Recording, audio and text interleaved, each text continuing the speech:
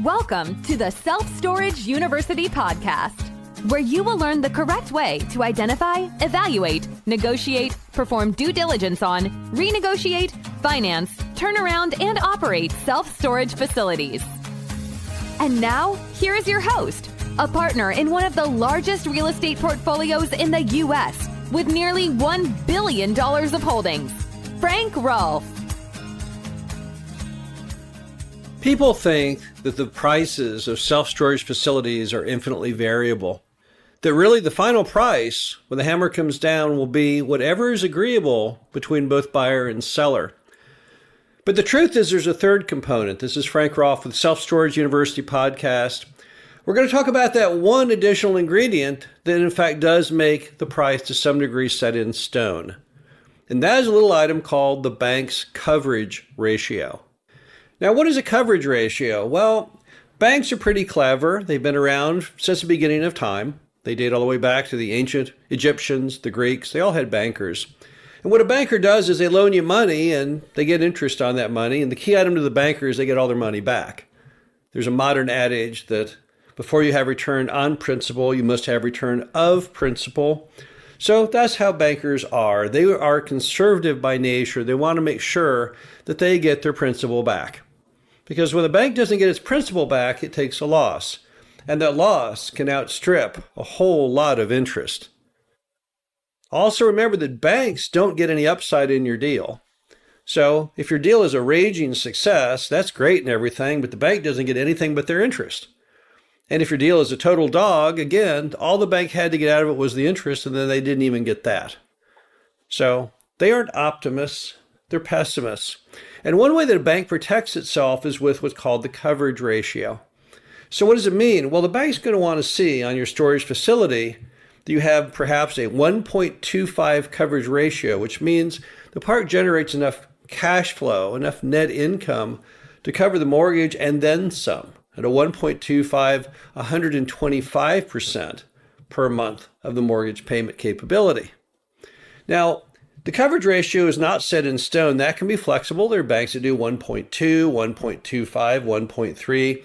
That's not the key item. The key item is it all ties back to the net income. So before you can have a coverage ratio, you have to have net income. And that net income and that coverage ratio will in fact limit how much you can pay. For example, you're looking at a self-storage facility and at a 1.25 coverage ratio, the most mortgage that its net income will cover would require the price to be $2 million. Do you think you can then pay 3? Well, you could, but if you pay 3, you'll have to come up with more than the lender's valuation of 2, because you see, that's all the mortgage they're going to give you. So you'll have to cut a check for $1 million at closing to buy that property because the coverage ratio doesn't allow them to go up any more. Now, the good news from that is that banks can be very helpful with their skeptical attitude because it can often keep the borrower out of trouble. If you look at some of the dumbest deals ever done in real estate, what they all had in common was the lenders were too loose. They lowered their constraints and let the borrower get in all kinds of trouble. So you really want a bank to be tough. You want a bank to have tough love and say, no, you can't do that. That's stupid. You're going to sink yourself and you're going to sink the bank too. And that's what the coverage ratio is all about. So if you're a borrower and you come up upon that piece of stone, that value, well, maybe that's about all you should be paying plus your down payment. Because that bank is not foolish. They're not willing to risk their money for no reason. Now, the buyer sometimes is. The buyer says, well, but you're not looking at the upside. You see, there's 20% vacancy and I can fix that. And the rents are kind of low and I can fix that too. I can do all kinds of wonderful things. And yeah, that may be true and all. But, you know, in life, it's best to do a best case, a worst case, a realistic case scenario. And what the bank is looking at is typically somewhere around the real and the worst. Because that's what their world is. They cannot afford for you to lose the property. They cannot afford the thing to go bad. But it's not a very bad beginning to start off with as your worst case. Now, self-storage facilities, like all real estate, are based on leverage. Very few people, if any, buy a property for all cash. because you can't get a return on real estate unless you use leverage. That's the magical tool. So if you can get a 2-point spread between the interest rate and the loan and what you pay, well, that's great. That could get you a cash-on-cash return of somewhere around 15 or 16%. And that's why people use real estate, because you can't get that kind of leverage as a tool.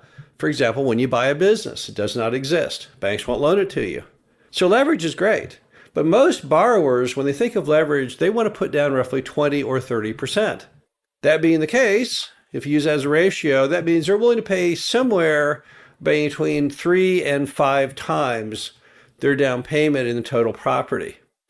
If you start running up against the limit of the mortgage based on coverage ratio and think you'll solve it by throwing even more cash in, instead you'll end up at a leverage that might be only 50%. And when you start using low leverage, that's great and everything as far as maybe your safety in the deal, but the problem is you don't actually hit those returns. So except for those rare buyers who are willing to put down more than a 20 or 30% amount, then as the bank tells you, nope, that's all the mortgage I can do, yet you're so far off from what the seller wants, most buyers aren't going to do it. So really what happens is the bank is really helping you by giving you that upper limit on price. Now, you can always go lower. Banks love it when you buy something for far less than it's worth. They love it when the loan coverage ratio is even higher. But they're not going to really come off that upper guideline. And that is ultimately going to limit where you're going to be. Now, we've been doing real estate for almost 30 years now.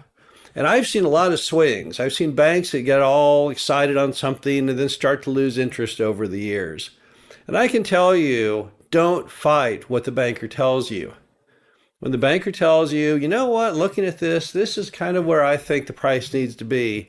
This is probably the upper limit. You got to embrace that, because bankers are often smarter than you are. You see, they're not looking at the upside. They're the sane party in the room. There was a guy named Clint Murchison back in Dallas, back in the 1960s and 70s, and he owned the Dallas Cowboys. And that was a good asset to own, although back when he owned them, sports teams weren't anywhere near as valuable as they are today. They were considered, a good one would be worth maybe $100 million. And even if you inflation adjust, it's nothing like today's values. But what happened with old Clint Murchison was he was an oil wildcatter, oil driller. And then he started dabbling in real estate because it was kind of a sexy, fun thing to do, to own big office buildings and things like that. And he kind of went into it with abandon, and he didn't listen to the banks. And at the end of the movie, he had way overinvested. He'd paid way too much. He had it all on personal recourse debt. And when the market fell out back in the 1980s during the savings and loan crisis, he lost everything. He lost the Dallas Cowboys. He just lost all of his assets and things because he didn't listen to the banks along the way. If he'd only listened to his banker, I'm sure the banker the whole time was saying, Clint, you don't want to invest in that. Are you crazy? That's way too risky. You're doing great. You own the Dallas Cowboys. You have a giant house. Don't do that. But no, he had to go out there and do it.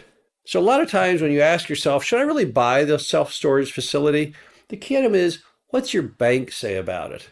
Now, some people think that the appraiser is the one who really sets the value, but the appraiser doesn't. The appraiser is really directed by the bank. The appraiser is also really directed by cap rates and what things are like and comparable sales. So at the end of the day, who really sets values are the banks. Now, it shouldn't be that way. The appraiser should be truly independent. But, appraisers' big customer are banks. And so the bank calls the appraiser and says, hey, we're looking at making a loan on the self-storage facility. And we're kind of sort of thinking it's worth $3 million. What do you think? Well, you better believe he's going to come in at probably $3 million, because that's where the banks are kind of directing him. But on top of that, even if they weren't, the bank is kind of setting the market because of how much they will loan. So when a bank is set in stone and says, nope, won't you loan any more than that, then pretty much that's what the value is at the end of the movie. The bottom line to it is it's probably a good thing that you do have this anchor, this solid rock of Gibraltar sitting out there on any self-storage deal, and it's called the bank. And that value is created by what's called the coverage ratio. You can't rationalize it. You can't move it. You can't yell at it. You can't try and connive it or scream at it or do it. It's not malleable. It's firm. It's solid. But that's really a good thing for all self-storage buyers. This is Frank Roth, the Self-Storage University podcast. Hope you enjoyed this. Talk to you again soon. Thank you for listening to the Self-Storage University podcast. Be sure to visit us at ssupodcast.com, where you can learn the correct way to identify, evaluate, negotiate, perform due diligence on, renegotiate, finance, turn around, and operate self-storage facilities.